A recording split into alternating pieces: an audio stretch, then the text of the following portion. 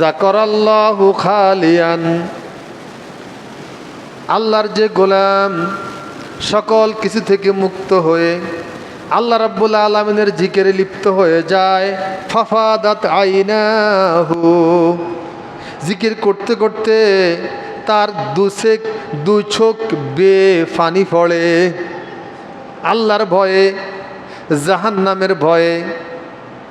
যার দু চোখ বেয়ে জমিনে টপ করে পানি পড়ে, এই ব্যক্তিকে আল্লাহ রাব্বুল আলামিন তাহার আরশের নিচে ছায়া দান করবেন, যেদিন তার ছায়া ছাড়া কোনো ছায়া থাকবে না।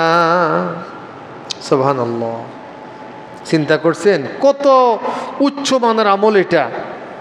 যাকারাল্লাহু খালিয়ান ফাফাদাত আইনাহু, নিরিবিলি বিনয়ের সাথে সংগোপনে আল্লাহর জিকিরে লিপ্ত হয়ে যায়। এই হিন্দি কথা বলতেছে, হিন্দি লা ইলাহা ইল্লাল্লাহ বলছে, হিন্দি ওরা আবার হিন্দি কতক্ষণ বকাবাদ্য করছে, কাজকর্ম করছে, আবার সুবহানাল্লাহ বলছে। এটা নাজায়েজ নয়, এইটাও আমল, এইটাও গ্রহণযোগ্য, এটারও সওয়াব আছে, এইটার হচ্ছে এক ধরনের সওয়াব। কিন্তু এখন যে হাদিসটা বললাম সেটা হচ্ছে একেবারেই সকল ঝামেলা থেকে মুক্ত হয়ে নিরিবিলি কোনো একটা স্থানে গিয়ে অথবা রাত্রে তাহাজ্জুদ নামাজ উঠতে গিয়ে 200 টাকার নামাজ পড়ে একবারই যখন সব মানুষ ঘুমানো, তখন তুমি আর তোমার আল্লাহ সুবহানাহু ওয়া তাআলা এই দুজন জেগে আছে মনে করতে হইবে, আল্লাহ পৃথিবীর সব ঘুমাইতে আছে। এই অন্ধকারে আলো আঁধারের ভিতরে যায় নামাজে বসে বসে জিকির করতে করতে করতে করতে তোমার দু চোখ ভিজে গেছে, টপ টপ করে পানি পড়ে গেছে। এই আল্লাহ রাসূল বলেন এই জিকিরটা আল্লাহ রাব্বুল আলামিন এত বেশি খুশি হয়, এই জিকিরের বিনিময়ে তোমাকে তোমার আল্লাহ রাব্বুল আলামিন তার আরশের নিচে ছায়া দান করবেন। সুবহানাল্লাহ। শুনেন একটা কথা বলি, চিৎকার, লাফালাফি, এই সিস্টেমে জিকিরে কখনো ফানি আসে না চোখে। চিৎকারের জিকিরে, হইহাল্লা জিকিরে, লাফালাফি জিকিরে চোখে পানি আসে না। চোখে পানি আসতে গেলে বিনয় লাগবে, একাকিত্ব লাগবে, সুরহাঙ্গামা হবে না এখানে। এ প্রসঙ্গে আল্লাহ রাব্বুল আলামিন বলছেন সূরা আল ইমরানে, ওয়াজকুর রব্বাকা ফি নাফসিকা তাদাররুআন ওয়া খীফাতান দুনাল জাহরি মিনাল কাওল। আল্লাহ রাব্বুল আলামিন বলে দিয়েছেন তুমি কেমনে জিকির করবে। আল্লাহ বলছেন ওয়াজকুর রব্বাকা, তুমি তোমার রবের জিকির করো, ফি নাফসিকা, মনে মনে, তোমার রবের জিকির করো মনে মনে, তাদাররুআন, অত্যন্ত বিনয়ের সাথে, দুনাল জাহরি মিনাল কাওল, চিৎকার করে নয়, বড় আওয়াজে নয়। আর কোনো কথা বাকি আছে এখানে? কোত্থেকে যে চিৎকারের জিকির আসলো, কোত্থেকে যে লাফালাফি আসলো, আমরা এগুলো হাদিস কোরআনে আমরা পাই না। জিকির করতে করতে লুঙ্গি খুলি ফেলার দৃশ্য তো আমরা অনলাইনে মাঝে মাঝে দেখি। জিকির করতে করতে গাছে উঠে যাওয়ার দৃশ্য আমরা দেখি, বাঁশে উঠে যায়। জিকির করতে করতে ফিসাবকে ধরি এমনি লাফাই পড়ি যায়, মাইক টেক সব ফালাই দেয়। এই সমস্ত জিকির আমরা পাই না, হাদিস কোরআন এগুলো আমরা পাই না। আমরা পাই কি? এই আয়াতটা, যে কোরআনের একটা আয়াত। আল্লাহ বলছেন, আল্লাহকে বাতাই দিচ্ছি কেমনি জিকির করবো। শোনো, ওয়াজকুর রব্বাকা, তুমি তোমার রবের জিকির করো, ফি নাফসিক, মনে মনে, তাদাররুআন, বিনয়ের সাথে। চিৎকারের মধ্যে বিনয় আসে না ভাই, চিৎকারের মধ্যে বিনয় আসে না। তাদাররুআন মানে অত্যন্ত বিনয়ের সাথে, খুশুখুজুর সাথে, আজিজি ইনকিসারির সাথে।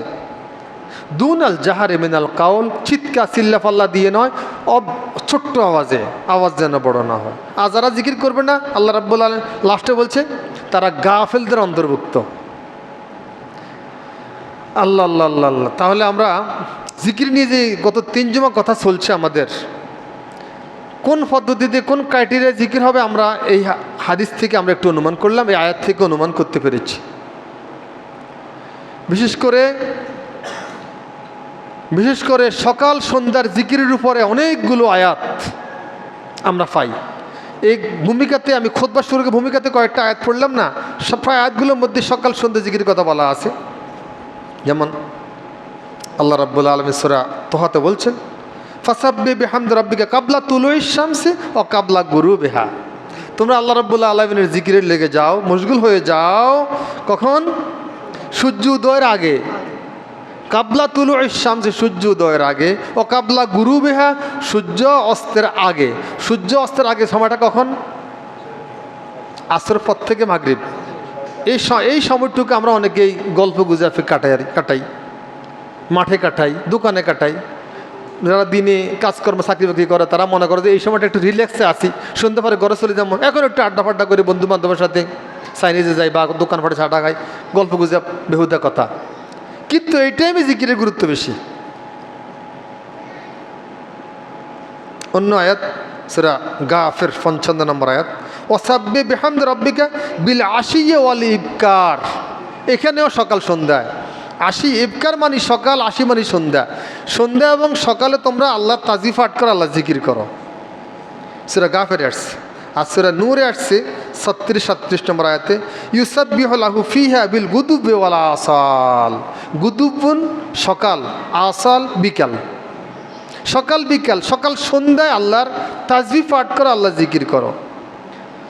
রিজালুন লা তুলহিহিম তিজারাতুন ওয়ালা বাইউন আন যিকরিল্লাহ। আল্লাহর প্রিয় গোলাম যারা, তাদের প্রশংসা করছে আল্লাহ আয়াতে। আল্লাহ বলছেন আমার প্রিয় গোলাম, এমন কিছু গোলাম আছে ব্যবসা বাণিজ্য, ক্রয় বিক্রয়, এই কাজগুলো তাদেরকে আমার জিকির থেকে সরাইতে পারে না। সুবহানাল্লাহ। সূরা কোন সূরা? সূরা নূরে আসছে 36-37 নম্বর আয়াত, রিজালুন লা তুলহিহিম তিজারা মানে ব্যবসা, তিজারত।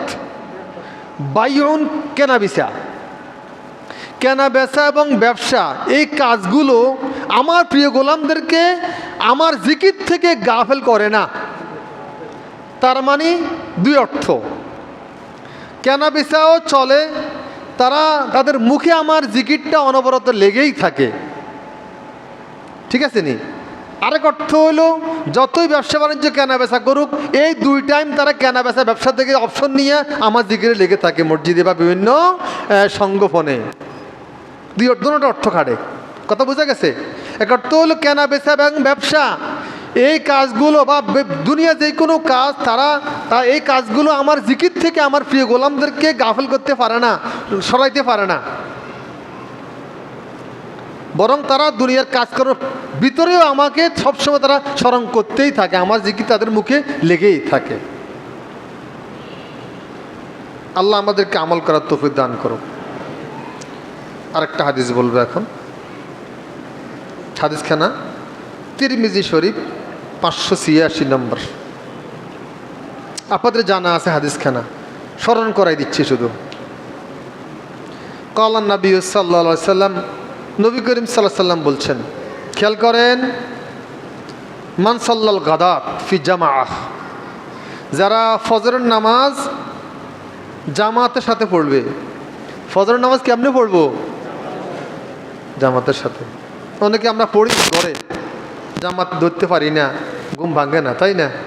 কিন্তু আমরা যত জায়গাতে হাদিসগুলো দেখেছি জামাত ছাড়া দেখি নেই।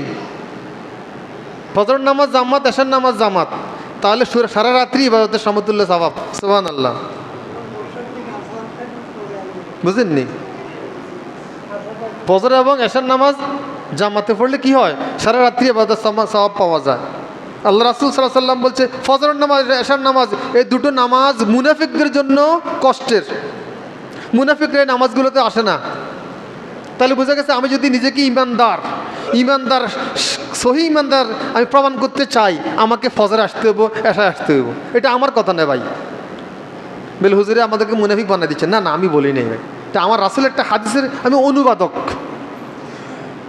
আল্লাহ রাসূল বলছে যে ফজরের নামাজ মুনাফিকদের জন্য কষ্টের, তার মানে ইমানদারদের জন্য কি নয়?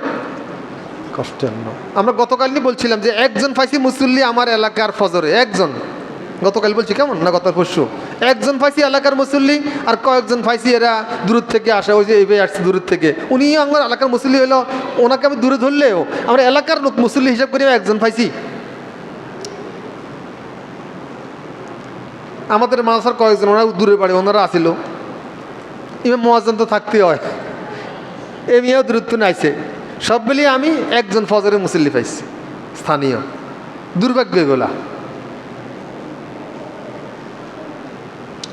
আর রাসূলুল্লাহ সাল্লাল্লাহু আলাইহি ওয়াসাল্লামের হাদিস খান আমি অনেকবার বলছি, যদি কবরে আলো পেতে হয়, ফুলসিরাতে আলো পেতে হয়, হাসরে আলো পেতে হয়, তাহলে অন্ধকারের নামাজগুলো বেশি বেশি পড়ো জামাতে। আমার রাসূল সাল্লাম বলছেন এই কথা, যদি পর্যাপ্ত আলো পেতে চাও তাহলে অন্ধকারের নামাজগুলো গিয়ে গিয়ে মসজিদে গিয়ে জামাতে পড়ো। আমার রাসূল বলছে, যারা অন্ধকারের নামাজগুলো মসজিদে গিয়ে পড়ে তাদেরকে পরিপূর্ণ আলো সুসংবাদ দিয়ে দাও, তাদেরকে পরিপূর্ণ আলোর সুসংবাদ দিয়ে দাও। এই জন্য আমার রাসূল সাল্লাম বলছে অসংখ্য হাদিস, as-সালাতু নূর, নামাজ হচ্ছে নূর, লাইট। এখানেও মান সাল্লাল গাদাতা ফি জামা, যারা ফজরের নামাজ কিসে জামাতের সাথে পড়লো, সুম্মা কাদা, অতঃপর ফজর নামাজ পড়েই চলে যায় না, বসে আছে। ডায়াবেটিসরা করবে যে আমরা তো বই থাকতে পারি না, হাঁটন লাগে, স্ট্রাক পড়ে হাঁটলে হাদিসে আমল হয়ে যায়।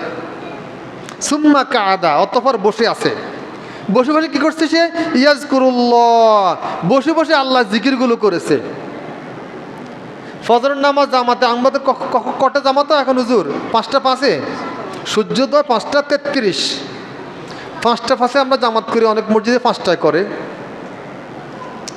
সূর্যোদয় 5টা 33, আরও 20 মিনিট পরে মনে করেন ইশরাকটা পড়া যায়, 15 থেকে 20 মিনিট পরে পড়েন। 23 মিনিট লেখা আছে, ভালো, 15 মিনিট পরে পড়লেও গ্রহণযোগ্য। যারা ফজরের নামাজ জামাতে পড়লো, চলে যায় না, হুলস্থুল করে চলে যায় না, বরং বসে আছে, আল্লাহর জিকির করে। কি জিকির করে, কি জিকির করবে, এগুলো আমরা আবার হাদিসে বলবো, সামনে আসতেছি তো আস্তে আস্তে। বসে বসে আল্লাহ জিকির করতেছে। হাত্তা তাতলু আশ-শামস, এক পর্যায়ে সূর্য উঠে গেছে, জিকির করতে করতে কি হয়েছে, সূর্য উঠে গেছে। একটা নির্দিষ্ট সময় মনে করেন পরে 15-20 মিনিট ধরলাম, সুম্মা সাল্লা রাকাতাইন, অতঃপর 2 রাকাত নামাজ পড়ছে। 4 রাকাত পড়লেও বাধা নাই, কমপক্ষে কত, 2 রাকাত। এখানে বড় সূরার কথাও বলা হয় নাই, লম্বা রুকু সেজদার কথাও বলা হয় নাই, মোটামুটি 2 রাকাত নামাজ হকাদা করে পড়লে হবে। কথা বুঝে গেছেন? আমরা কলু আল্লাহ দিয়ে পড়েন, ইন্না আতানি পড়েন, ছোট্ট সূরা, 3 বার সুবহান রাব্বিল আযীম, 3 বার আল্লাহ দিয়ে পড়েন, অসুবিধা নাই। বেশি পড়লে তো ভালোই, লম্বা সূরা দিয়ে পড়লে ভালো, অন্তত চলার মতো হলেও আপনার এখানে যেহেতু বাইন্ডিং করে নাই, 2 রাকাত নামাজ আপনার সুন্দর করে পড়লেন, রুকু সেজদা ঠিকমতো দিয়া। কানাত লাহু কাআজরি হাজ্জাতিন ওয়া উমরাতিন তাম্মাতিন তাম্মাতিন তাম্মাতিন, তার জন্য একটা পরিপূর্ণ হজ, একটা পরিপূর্ণ উমরা, এই একটা পরিপূর্ণ হজ এবং একটা পরিপূর্ণ উমরার সে সওয়াব পেয়ে যাবে। আমার রাসূল সাল্লাল্লাহু আলাইহি ওয়াসাল্লাম এই পরিপূর্ণতা বোঝানোর জন্য 3 বার তাম্মা বলছেন। কবার বলছেন? তাম্মাতিন কবার করছে? 3 বার। তাম্মা মানে পরিপূর্ণ, মানে তোমার এই সন্দেহ হয় কিনা আবার কিরে সামান্য বন্দি করলাম, একটা হজ একটা উমরা সওয়াব দিবে, বিশ্বাস তো হয় না। তুই বেকুব, আমার মালিকের কাছে কি অভাব আছে নাকি? এই অফার কি সকলে গ্রহণ করে? একটা হাদিস রাসূল আকরাম সাল্লাল্লাহু আলাইহি ওয়াসাল্লাম বলছেন যে এই দাগগুলো আমার জন্য সুপারিশ করবে, এই দাগগুলো আমার জন্য সুপারিশ করবে যদি আমি এই দাগগুলো দিয়া তাসবিহ পাঠ করি। এটা একটা হাদিস।